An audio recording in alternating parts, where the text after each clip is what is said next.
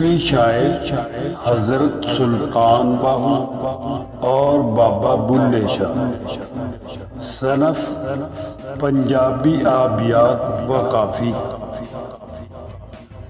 اس کا مفہوم ہے ظاہری علم حاصل کرنے کے باوجود باطن کی اصلاح اور نفس پر قابو نہ پانے کا ذکر ہے۔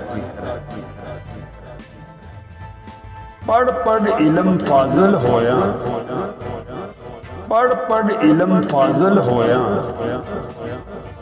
کدی اپنے آپ نو پڑھیا نہیں، کدی اپنے آپ نو پڑھیا نہیں۔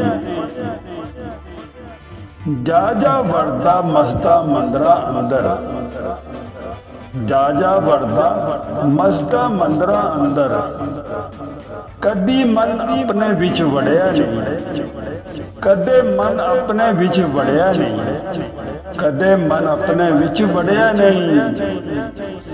ایویں روز شیطاناں نال لڑدا،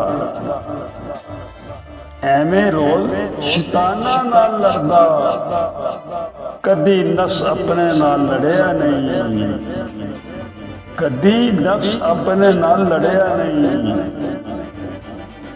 بھلے شاہ آسمانی اردیاں پھڑدا ہے، بھلے شاہ آسمانی اردیاں پھڑدا ہے، جیڑا گھر وچ بیٹھا انہوں پھڑیا ہی نہیں، جیڑا گھر وچ بیٹھا انہوں پھڑیا ہی نہیں۔